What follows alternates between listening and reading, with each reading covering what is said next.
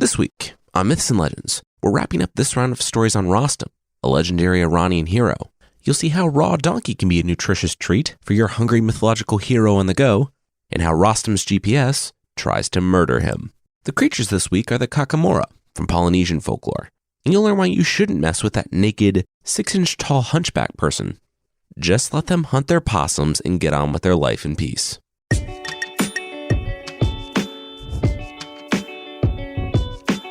This is Myths and Legends, episode 129, Champions. This is a podcast where I tell stories from mythology and folklore. Some are incredibly popular stories you think you know, but with surprising origins. Others are stories that might be new to you, but are definitely worth a listen. Last week on the show, we met Rostam, the super strong baby who grew up to be a super strong protector of Iran. We also met several kings, the latest of which being young Kavas, who led the entire Iranian army into Mazandaran, the land of the demons. If you're thinking that that was probably a terrible idea, you'd be right. At the moment, the king and his army are trapped in Mazandaran. Most of them are now blind, and one survivor had been sent with a message to the elderly Zal, the champion of Iran, and one of the few remaining at Kavas' earthly palace.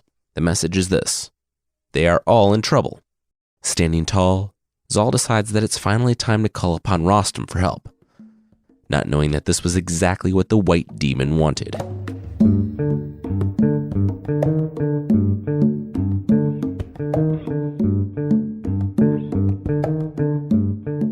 Rimmed by golden light, Rostam rode his trusty steed, Rakish, toward the setting sun. The pair trotted up alongside a donkey on the road, edging so close that they almost grazed its side. The donkey glanced up at the legendary hero, gliding atop his squat, yet buff, little horse, just as Rostam skewered the poor animal with a spear. 10 minutes later, Rostam sat tearing through his latest catch with his teeth. Yep, no field dressing, no seasoning, and no cooking whatsoever. It was dinner time, and Rostam inhaled the donkey raw. Meat, blood, and fur. Yeah, Rostam was that manly. As he sat, he thought about the last couple of days. It had been stupid for the king to go into the land of demons, but whether or not the man acknowledged the truth, he was still the king, and Rostam maintained a duty to save him. He'd huddled on a bed of reeds he just found randomly out in the wilderness and fell asleep for the first time in days.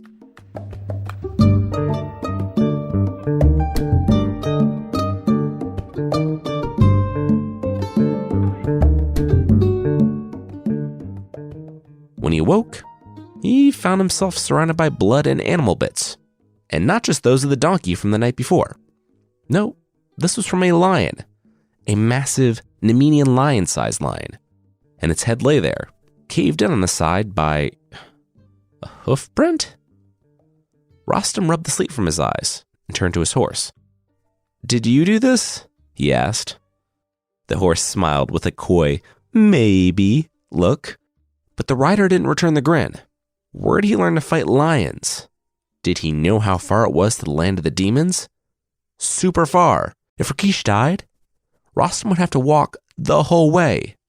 Oh, also it'd be super sad and he lost his horse friend and everything. But also his armor and weapons were super heavy, and he wasn't a cardio guy. The horse snorted and rolled his eyes. You're welcome for killing the lion, but sure, he'd wake Rostam up in the future. And with that, Rostam's first labor, killing the massive lion whose home he'd unwittingly slept in, was complete. The second labor was finding a stream from which to drink when he grew too thirsty to carry on.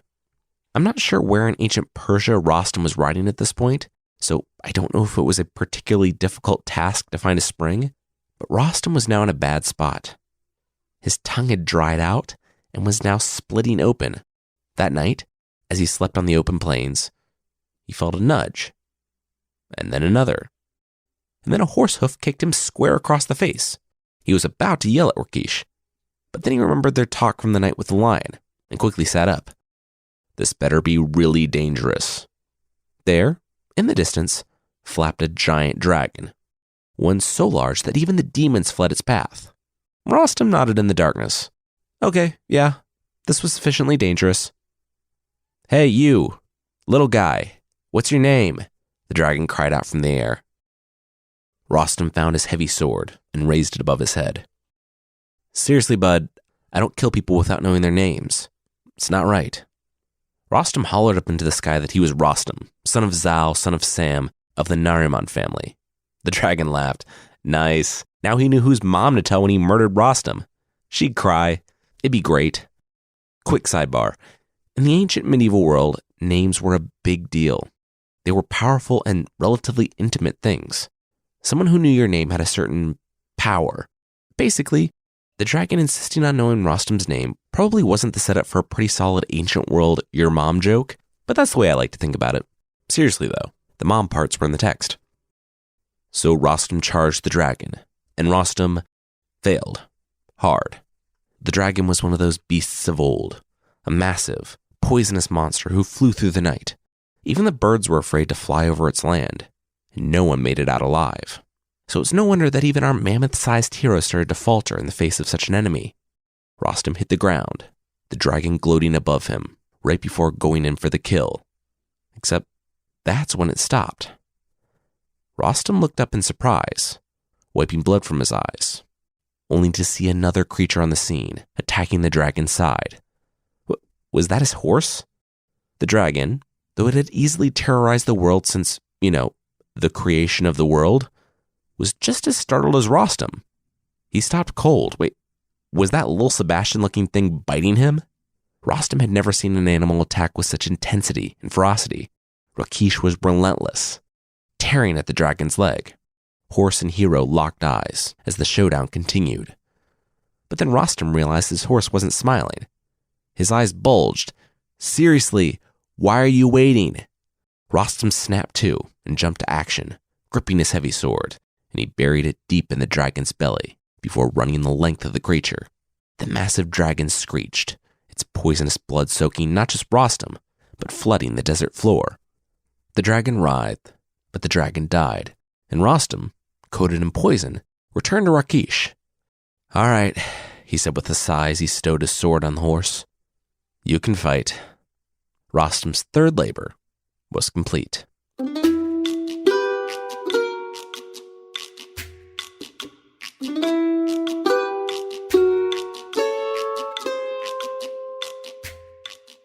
Oh shoot, it's Rostam, guys, run. Rostam could hear from the dinner party up ahead. Sometime over the past few days, he and Rakesh had crossed into the land of the demons. It had all looked pretty similar to the rest of the world, until that afternoon, when, in the distance, he had seen what appeared to be a pretty nice little dinner party.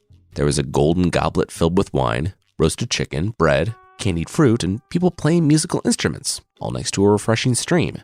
The sorcerer saw Rostam just a little while after he had seen them, and when they took in the mammoth-sized man, riding with his sword on a buff horse, they made the, in my opinion, very reasonable decision of finishing their wine and then running for their lives across the open desert.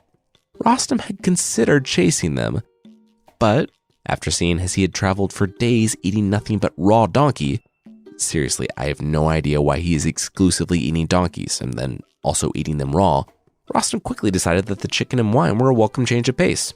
Besides, there would be plenty of chances to kill sorcerers in the land of the demons. He'd give these ones a pass. After eating his fill of chicken and wine and composing a tune about his own awesomeness, about which I am not joking, on a lute one of the sorcerers left behind, Rostam noticed another shape walking across the desert, and it was a nice one. The silhouette belonged to a young woman, a wine stewardess, making her way across the sand. Maybe it was the feast that Rostam had chanced upon. Maybe it was the fact that he was almost done with that golden goblet of wine that was meant for a whole party. Whatever it was, he wasn't as suspicious as his horse, who shook his head with a snort before looking over at Rostam and rolling his eyes. Oh, okay. So that's how this was going to go. Rostam welcomed the young woman to the party and asked her to sit down. Did she want to hear a song about how awesome he was? Today was just great. He praised God for it and... He focused on the young woman. Did she just flinch when he said the word God? No, not at all. That's crazy, the woman said, flinching again. Rostam narrowed his eyes, and the young woman bolted. Nope, Rostam shouted behind her as he pulled out his lasso.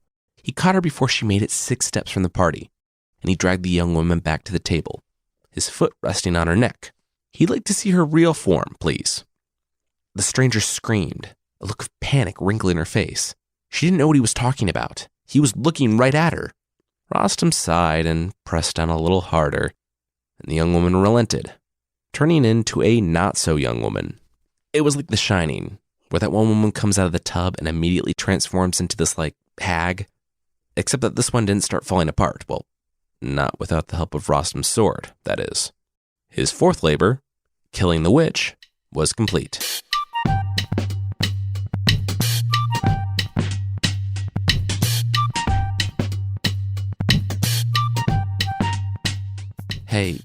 Hey buddy, you can't sleep here.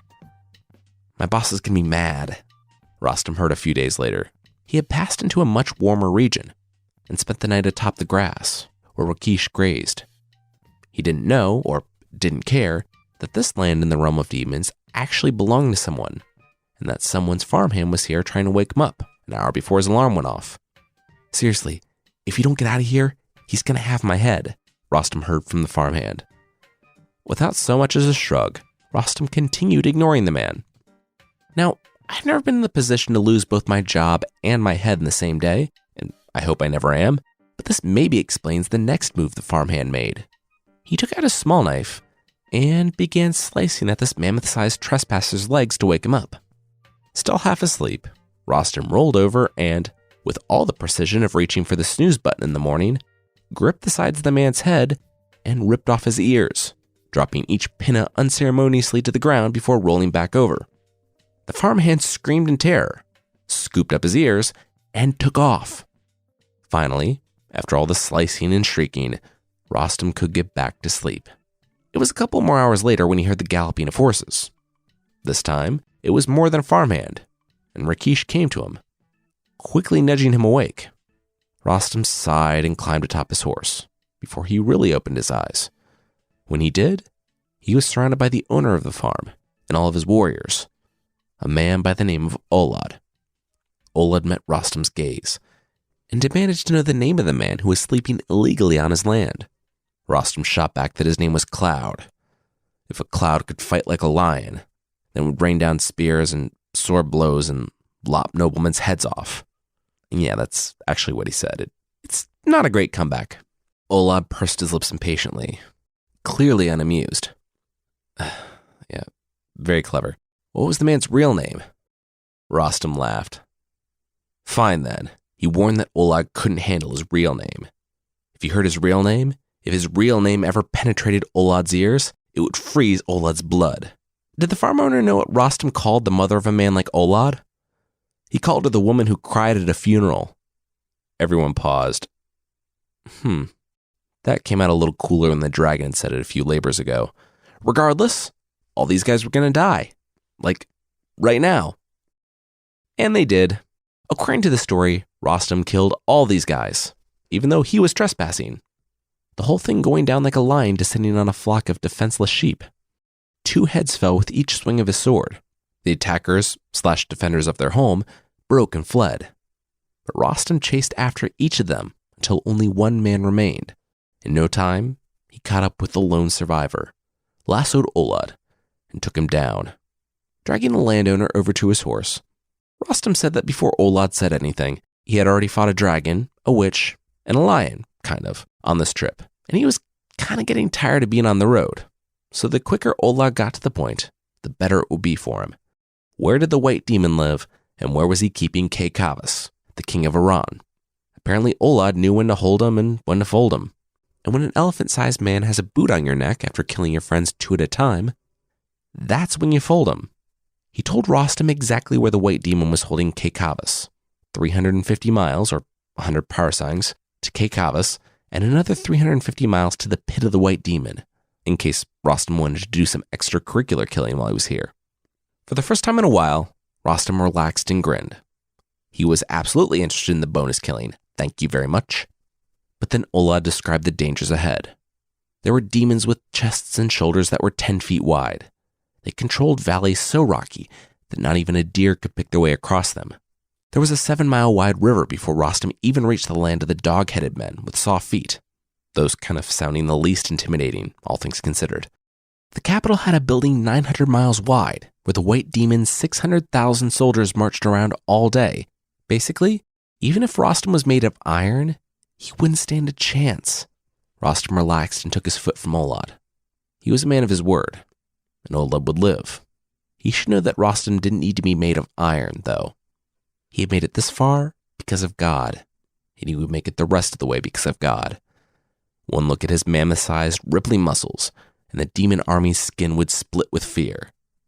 And yeah, that's nearly a direct quote from what Rostam shouted in verse, by the way. And so our hero picked Olad off up the ground and plopped him down on Rakesh. Wait, what are you doing? The farm owner protested. I told you where to go. Why are you... Oh no. Rostam patted Olad firmly on the back. The only way he could be sure that Olad wasn't lying to him was if Olad came along with him. He should just be thankful Rakesh was cool with Olad riding. As opposed to bouncing along thrown over hogtied over the back end. And so the fifth labor, overcoming Olad, was complete.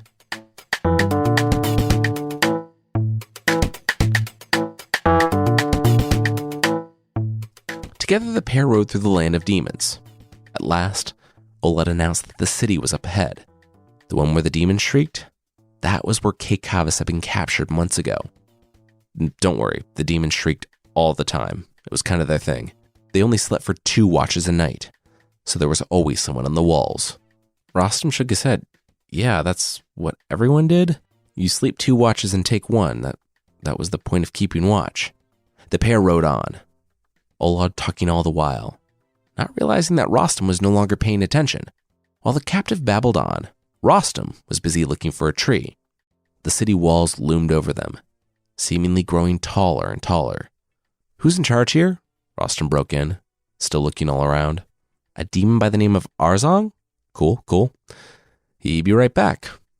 As Rostam looped the rope around Olad, tying him to a tree, Olad asked what he was going to go do.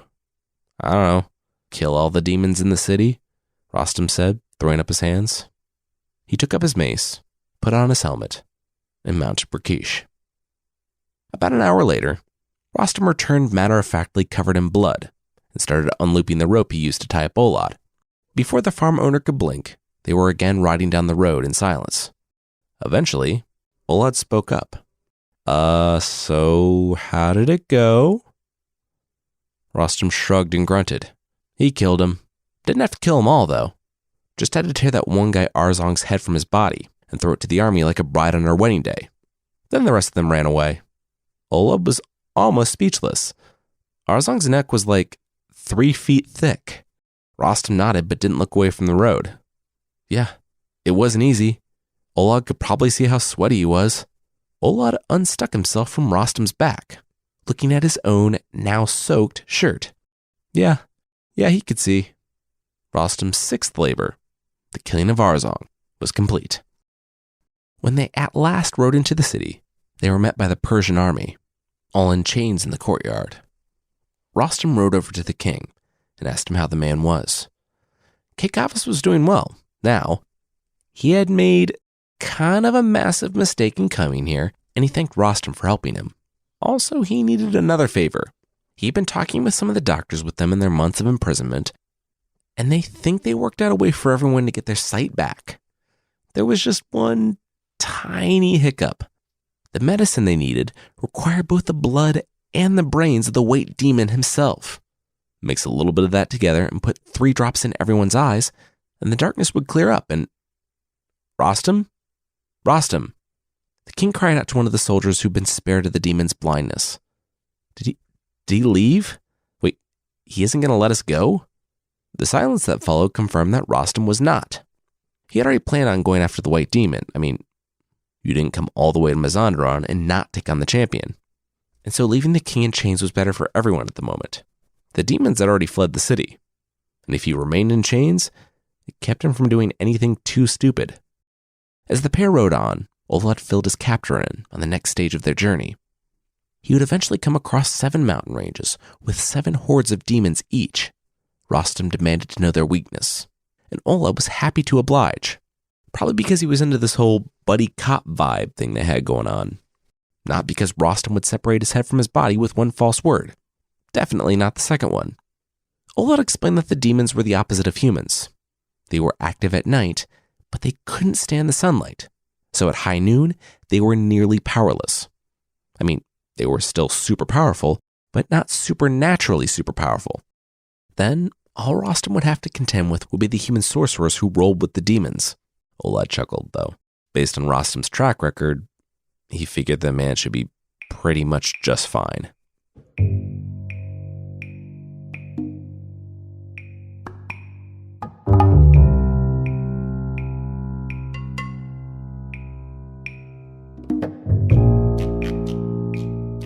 So, over 7 mountains they rode.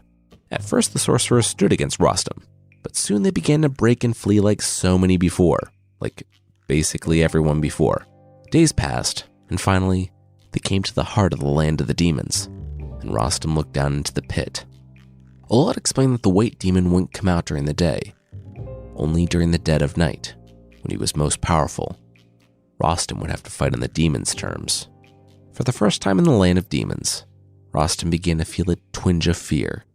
He knew God was with him, but he felt like he was staring off the edge of the world. Then, from the bottomless shadows below, 2 eyes opened in the darkness. 2 glowing red eyes that were about as big as he was. Rostam glared at them, and then rode back to the tree line. Olad dismounted and pressed his back against the nearest tree. This was all old hat now. Every time Rostam went to kill hordes and hordes of demons, Olad was tied to a trunk. But this time, Rostam didn't approach with the rope. He put his hand on Olad's shoulder and took a deep breath. Olad was free to go. He had led Rostam here, to the end. He'd fulfilled his oath, and Rostam would keep his own in return. The pair sat together by the campfire as the day slowly waned, neither saying anything. Olad was going to stay, to see this through. He sat next to Rakesh as Rostam picked up his heavy mace, put on his helmet and armor, and walked toward the pit. By now, the sun had set, and he could hear something stirring in the darkness. He stood on the edge and took a step forward. Rostam stood on the edge of the pit, looking down into the near infinite darkness. Rostam took a step forward. Rostam wasn't going to wait for the white demon to come to him. He was going to face his problem. Actually, kind of literally, when he dropped down on the surprised white demon's face, planted his mace between the thing's eyes, heard a roar, and it began.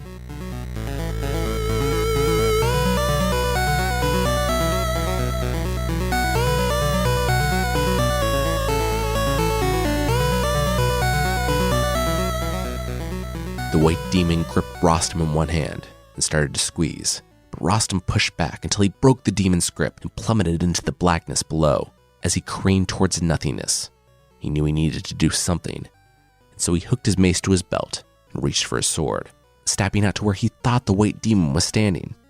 When he felt the resistance and heard the roar, he knew he found success. His massive sword sliced through the white demon's thigh, and then he came to a stop.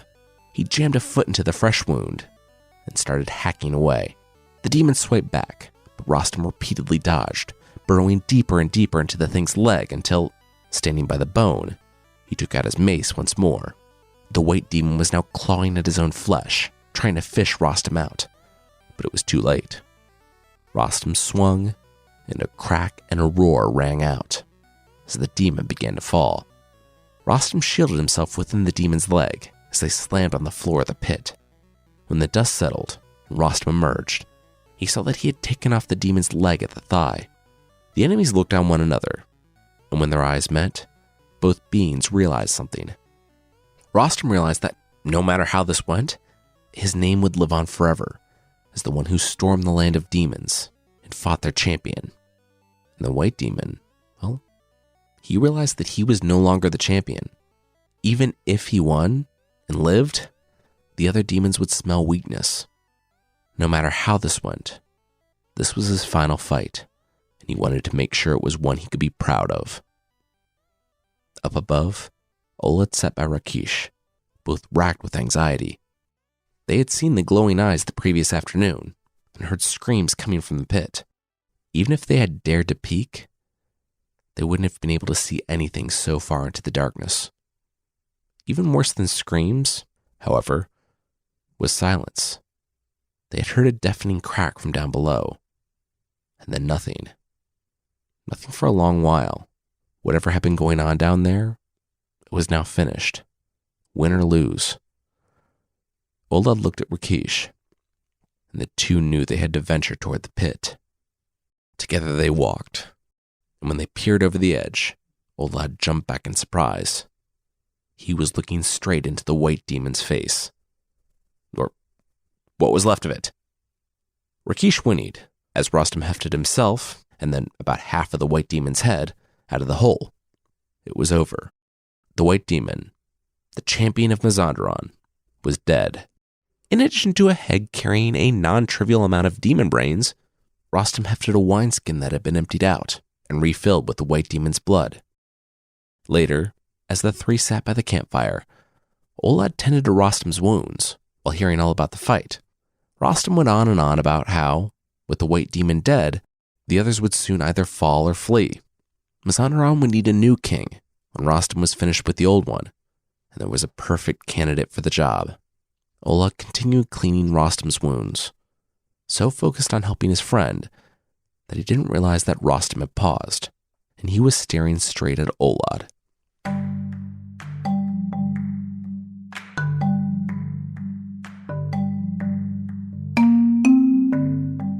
It was weeks later when Rostam rode up to the palace of the king of Mazandaran.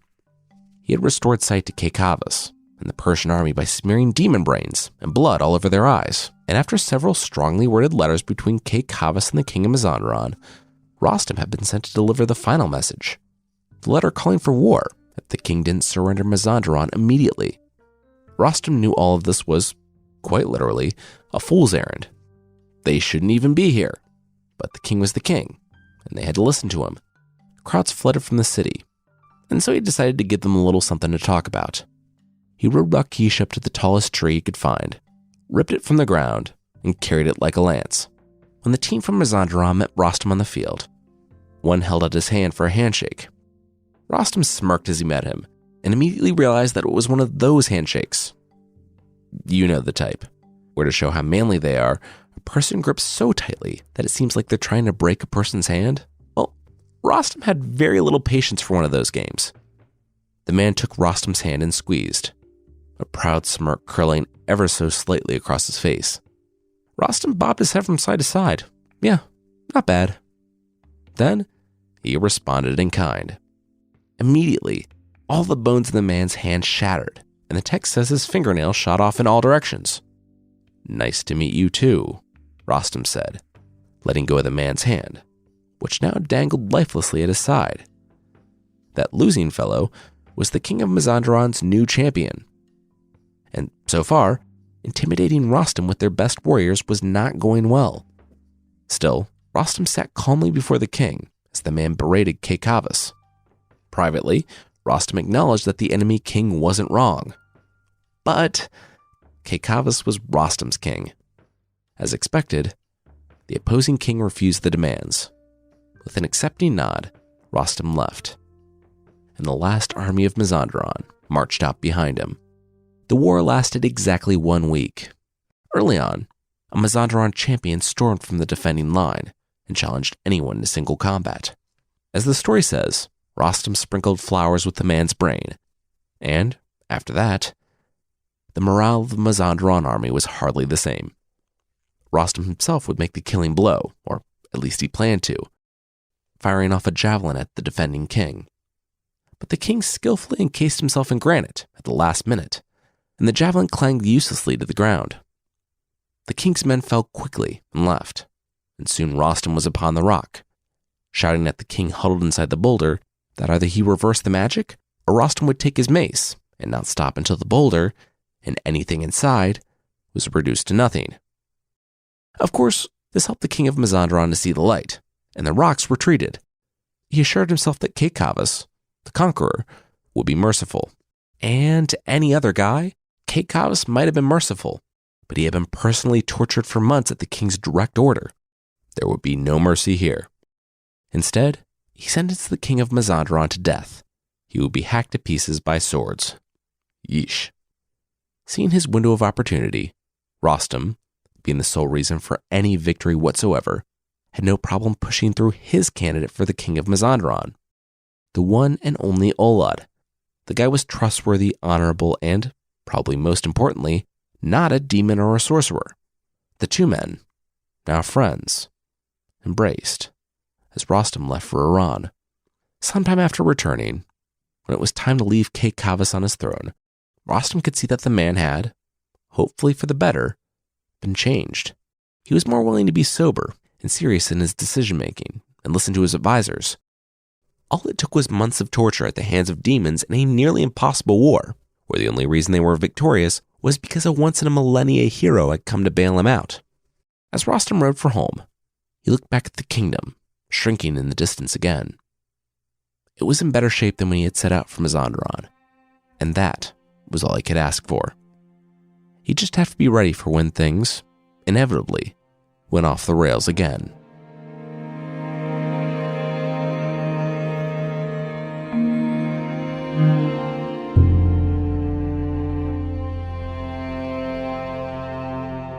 And that'll happen again, but not next week. Rostam's story is much longer than our typical 3-episode arc, so his is another one like Hercules or Theseus or King Arthur that we're going to keep returning to. Next week, we're moving a little bit farther east for another one of those stories that's neither a myth nor a legend, but often confused for one. I'll be telling some of the stories of the Jungle Book, and we'll learn how different it is from its super popular cartoon adaptation. I mean, I guess this isn't remotely a spoiler, given this podcast. It's different. I want to say thanks to Zozo Yoshi, Mr. Loofs, Murdoch 007, Ethan 5284, HQ 8910, Jedi Game Player 956162, Reviewer 8115, GoGo the 5 stars, Cosmic 8522, Fun, star, and Happy Donkey Donut Lady for leaving reviews on Apple Podcasts. Thanks so much for your reviews. It's really awesome to hear from you. If you'd like to leave a review, Apple Podcasts is still the best place, and you can find the show there at apple.mythpodcast.com. And yes, there is still a membership thing on the site. For less than the price of 60 capsules of sheep placenta, you can get extra episodes, source pack ebooks, and ad-free versions of the show that probably won't help you reduce wrinkles. That's one of the supposed benefits of taking sheep placenta pills. The membership, though, has the added benefit where you don't ingest sheep placenta. Check out support.mythpodcast.com for more info on the membership.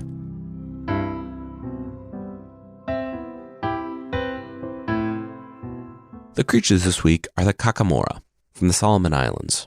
On the island of Makira, there are hidden, inaccessible caves behind fruit and nut trees. If you've ever thought that this would be a great place to establish a hidden city and are also 6 to 36 inches tall, you're in luck, because in those caves live an entire society of 6-inch tall people named Kakamora. They're nice, unless you go all Gargamel on them and make it your life's work to, well, end their lives. Then they'll attack relentlessly with their long, pointy nails and teeth, which is either kind of the least threatening thing a 6-inch tall person could do, or a kind of scary and deadly thing from a 3-foot tall person, given that these creatures are also exceptionally strong. Their favorite foods are nuts, ripe fruits, and possum. If you make them mad, or happen to be one of our possum listeners, all you have to do is wave a white flag, and they'll run away. Their straight hair goes down to their knees, and they don't wear clothes, which shouldn't come as a surprise, given that this is a creature of the week creature. Hairy nudity should, I guess, be assumed unless otherwise mentioned. If you've ever seen Moana, the Kakamora are, of course, not depicted as naked, but instead as these intense little coconut-wearing Viking things that roam the seas, using everything but their fingernails and teeth as weapons. When it comes to the origins of these creatures, we don't really know. There could have been actual people who stood around 3 foot tall in the islands long ago, and as time went on, a legend grew. There was one writer by the name of Charles Eliot Fox, and he reportedly saw a Kakamora one morning while walking the island of Makira with a group of locals. When they got close, they found raw, half-eaten fish and a trail of small, wet footprints on dry stones, heading off into the forest.